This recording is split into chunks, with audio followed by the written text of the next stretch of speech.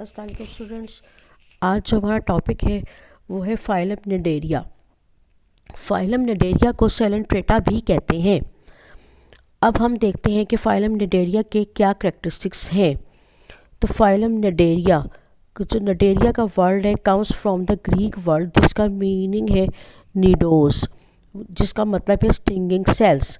Usually जो है वो फाइलम निडेरिया में वो मेंबर्स आते हैं जिनके अंदर जो है वो नीडोसाइट्स होते हैं, और नीडोसाइट्स को हम स्टिंगिंग सेल्स भी कहते हैं, और जो कि निमेटोसिस से बनते हैं। फाइलम निडेरिया में तकरीबन जो है बच्चे 9000 स्पीशीज़ जो है मोस्टली पाई जाती हैं। ज़्यादातर ये मैरीन है और most important in the coral बनाने में काम आते हैं, और साथ ही जो है वो इकोसिस्टम बनाने में भी ये काम जो है वो आते हैं।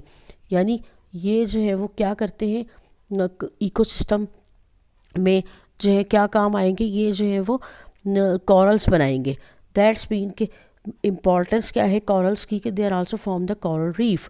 कॉरल रीफ क्या चीज़ होती है? इट इज़ अ रिज और mound of the life stone with the upper surface near the surface of the sea, mainly formed by the secretions of the calcium carbonate by the coral polyps ecosystem। यानी corals जो है उनके ऊपर जो shell होता है वो calcium carbonate का बना होता है, और एनिमल जो है उसके अंदर होता है, और ये जब डेड हो जाते हैं पॉलिप्स के अंदर कॉरल एनिमल्स, तो क्या बनेंगे बच्चे? वो एक जो कॉरल रीफ बना देंगे, यानी जिसको हम आइलैंड्स भी कहते हैं। Cnidarians are called the stingers because they have the tentacles around their mouth, which is also having the stinging cells, and these are called nidocytes, और जो है वो nidos blast, which is composed of the nematocyst। अब हम बच्चे देखते हैं कि फाइलम जो निडेरिया है इनके क्या करेक्टरिस्टिक्स हैं। सबसे पहले हम सिमेट्री देखते हैं। तो निडेरियन की जो सिमेट्री है वो रेडियल सिमेट्री है या बाई रेडियल सिमेट्री है। फिर बच्चे हम देखेंगे कि टिश्यू लेवल ऑर्गेनाइजेशन कैसी है। तो these are the diploblastic tissue level organisation. Diploblastic का मतलब है कि they are also having the two layers of the cells, two layers of the cells रखते हैं, यानी ectoderm and endoderm, and endoderm के दरमियान में एक जो है वो जेलिटेनियस मिजोग्लिया प्रेजेंट होता है, और gastrodermal tissue layer is also present.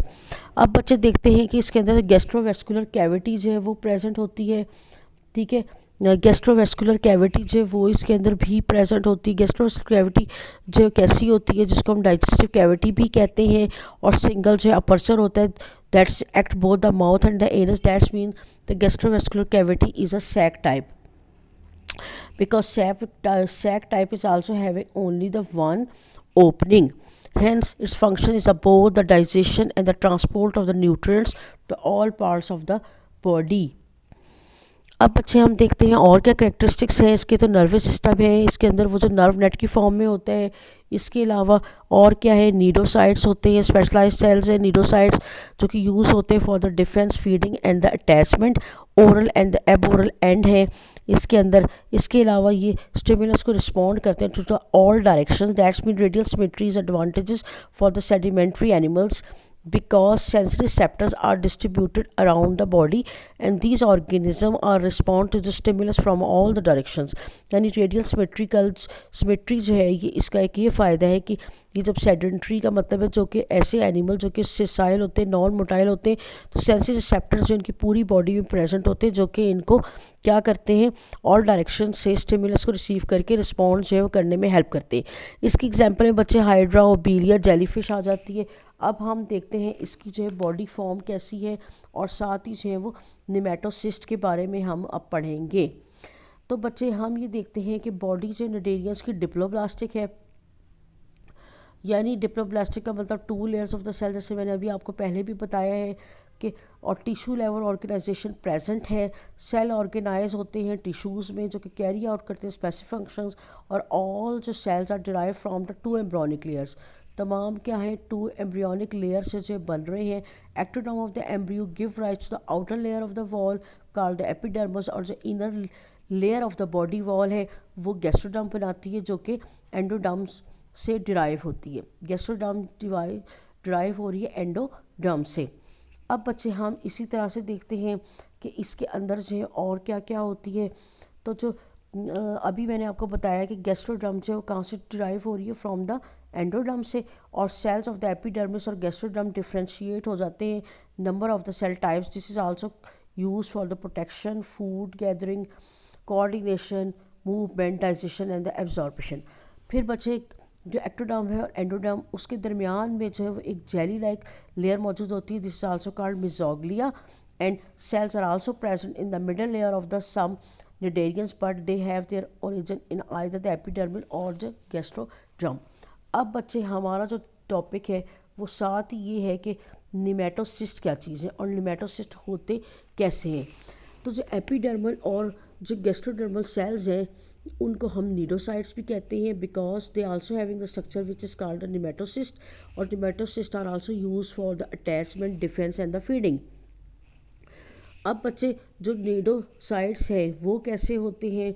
तो जो कैप्सूल एक होता है निमेटोसिस्ट जो है वो एक फ्लूइड फिल्ड इंट्रासेलुलर कैप्सूल होता है जिसके अंदर एक कॉइल्ड हॉलो जो है वो ट्यूब होती है और ओपरकुलम जो है वो होता है, यानी जो कैप्सूल है उसके ऊपर एक लिड या ओपरकुलम होता है जो कि कैप्सूल के वन एंड को क्लोज करता है, और एक नीडोसिल एक मौजूद होता है। ये एक मॉडिफाइड सीलियम है और स्टिमुलेशन जब नीडोसिल के अंदर होती है तो ये क्या करती है, ये जो ओपरकुलम है उसको फोर्सेस करती है कि वो क्या कर दे, कॉइल जो ट्यूब है उसको बाहर की तरफ डिस्चार्ज कर दे।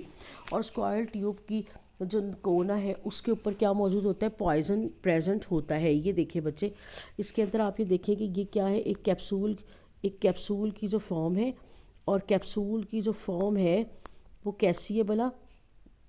ये देखिए, ये जो कैप्सूल है इस कैप्सूल के अंदर जो है वो एक ये जो है वो बाहर कॉइल ट्यूब निकल रही है और फ्लैजेला भी लगे हुए हैं, निमेटोसिस्ट, और ये ट्यूब है। ये देखें आपके कैसा बना हुआ है, और नीडोसेल भी जो है मौजूद है जो कि ओपरकुलम के साइड पे लगा हुआ है। जब कोई चीज़ टच करती है नीडोसेल के तो ये ओपरकुलम को ओपन कर देती है और ये कॉइल ट्यूब जो है बाहर निकल आती है। ये क्लोज है और ये ओपन है। उसके बाद हम देखते हैं इसकी काइंड्स कितनी हैं। तो काइंड्स जो है वो कितनी है भला, और कि कैसे जो है वो डिस्चार्ज होता है। जैसे मैंने अभी आपको बताया कि जब डिस्चार्ज कैसे होगा कि नीडोसेल स्टिमुलेट होगा, रैपिड जो है कोई चीज़ से टच होगी, वाटर टच हो या कोई और चीज़, तो ये क्या होगा बच्चे, फ़ौरन जो बाहर की तरफ ओपरकुलम को प्रेस करेगा नीडोसेल और जो है वो बाहर निकल आएगा। कौन भला, जो कॉइल ट्यूब है।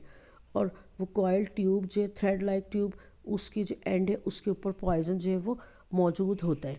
अब हमने देखना है कि जो नीडोसाइट्स है या निमेटोसिस्ट उनका फंक्शन क्या है। तो बच्चे जोलॉजिस्ट जो है उन्होंने ये डिस्क्राइब किया है कि 30 different kinds of the nematocyst are present, arm nematocyst and unarmed nematocyst. Arm nematocyst use होते हैं फॉर फूड गैदरिंग के लिए, डिफेंस के लिए। May discharge a long tube armed with the spines that penetrate the prey, and the spines are hollow tips that deliver the paralyzing the toxins। फिर आगे unarmoured nematocyst, सम जो nematocyst हैं contain the unarmoured tubes which wrap around the prey और the substrate, यानी वो क्या करती हैं सबस्ट्रेट के गिर्द वो जो है वो सबस्ट्रेट या प्रे के गिर्द जो है राउंड कर देती हैं। And there are other the nematocyst have the sticky secretion that help the animal anchor itself. वो क्या करते हैं, एंकर यानी एनिमल को एंकर करते हैं और उसके गिर जो है वो लिपट जाते हैं। इसी तरह जो number of the nematocyst in the individual 6 या more kinds of the nematocyst present in the one individual, 6 या more kind of the present होते हैं किसके अंदर भला, जो है वो निडेरियंस में प्रेजेंट होते हैं। थैंक यू बच्चे, अल्लाह हाफिज़।